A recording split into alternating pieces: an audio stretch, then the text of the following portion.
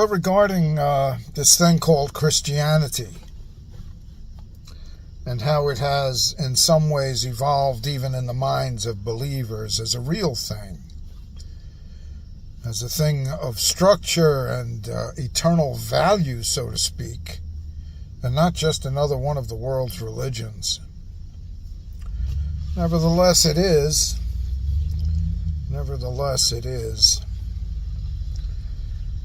And though from many, who I would not deny are believers, even disciples to some extent, or whatever extent they are, it summons a defense. It summons a care for it, a support of it as a thing that is real. But again, it is not.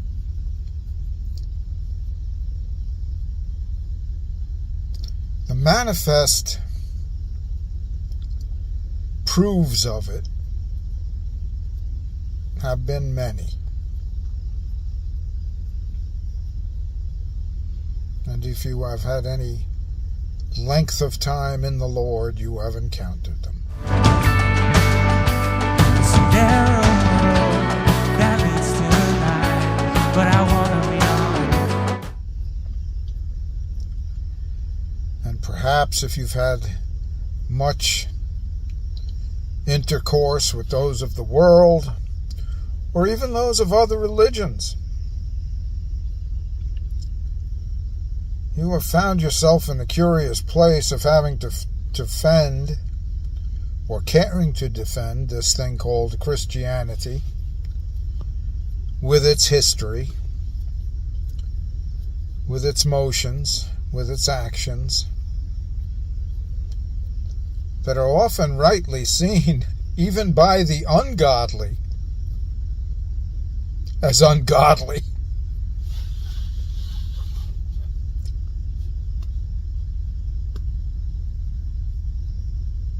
Germany.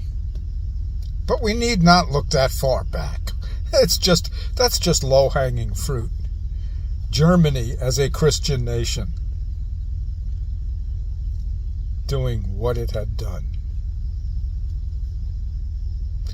A nation of Christians and Christianity doing what it had done, 70 years ago? But we needn't look that far back at all.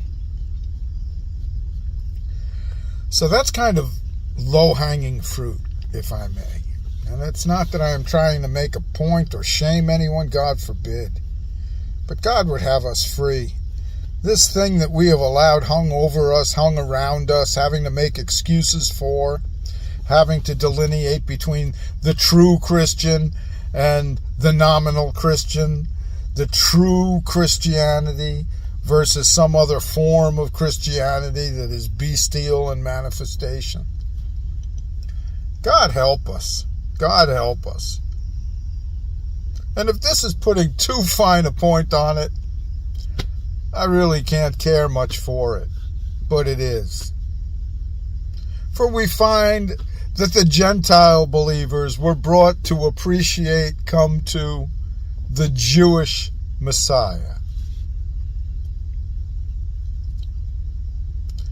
And the scriptures themselves testify of who is a Jew. For he is not a Jew who is one outwardly, whose circumcision is in the flesh, done by hands of men. But he is a Jew who is one inwardly, whose circumcision is of the heart and by the Spirit, and who receives his praise of God. His praise, his Yehuda, his Judah, his praise of God. And I will bring those of the synagogue of Satan, is that what it is? Who say they are Jews, but are not. So the matter is really not true Christian versus some other thing, any more than it is a true Jew versus some other Jew. It is those that say they are Jews and are not. And he is a Jew who is one inwardly. So if we have any resort to an identity that, even in that sense, remotely is relatable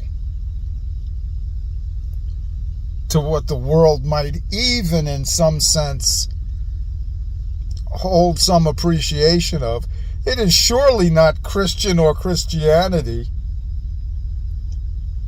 but it is to the being of a Jew. A man called out from the nations, even as Abraham was. The faith of Abraham, who some call the father of the faith in that sense. But is there a repugnance? Is there a repugnance to think so? Is there I'm a Christian and I'm going to hold it? Is there offense?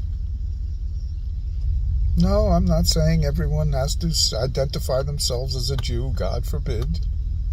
That's not my place to do anything. Nor take some form of a Jewish name or a name that sounds Jewish. Though the Lord has blessed me to be known as Israel. And I appreciate it.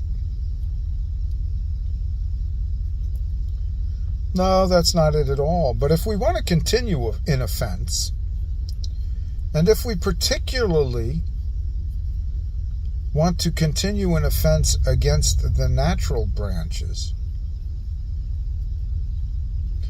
if we want to take what we acknowledge as the Messiah to the Jews and of the Jews, for Jesus said, we know what we do worship, for salvation is of the Jews. If there's any repugnance to that, offense found at that, God help us. Even lest we forget that our, little quotes, air quotes, our New Testament, the Christian book, was written almost exclusively by those who knew themselves as Jews, but who believed in Messiah, the Christ of God. So if we want to be an offense to that natural branch, then we'll cling to all of these things that, yes, Christianity embraces.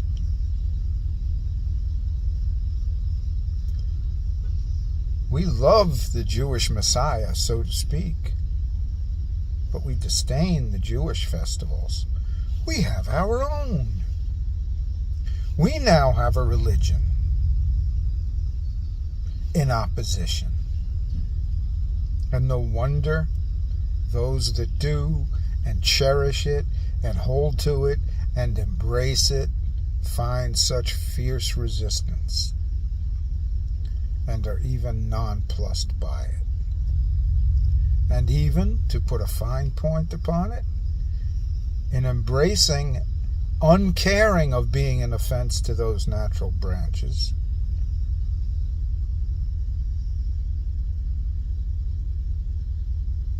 oppose God.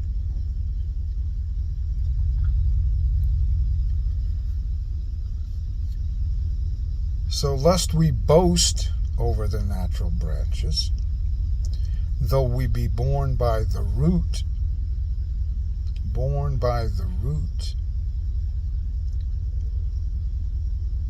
we must be careful. For if God did not spare the natural branches, who are we to boast as those grafted in? Who are we to boast as those grafted in? That we have developed our own way of worship, our own festivals, our own distinction. It's so much like those in the days of Saul, wanting a king like the nations. We want a religion that can be identified, just like the nations have. And so we adopt this thing, and then we find it ruling over us. And then we find we have to defend it. And then we find we feel a little diminished when someone says Christianity is on the wane. Oh my! We feel diminished. But the Christ of God is not diminished. Jesus, Yehoshua, the Messiah, the Christ of God, Jesus, is not diminished. And you know when you feel threatened, or something seems to be threatening your foundation. You know. And if you are troubled by such statements, oh, but Christianity is on the wane, is your reaction to rather puff out and declare Christianity will endure forever, or rather rejoice in the Lord? Rejoice in the Lord that all is taking place precisely and exactly according to plan. For the one who says it is faithful. All authority in heaven and earth have been given to me. Therefore go and make disciples of all nations. Don't call men to Christianity, for that is not where the call issues from or originates. The call is always and only to the Lord Jesus Christ, Yehoshua HaMashiach.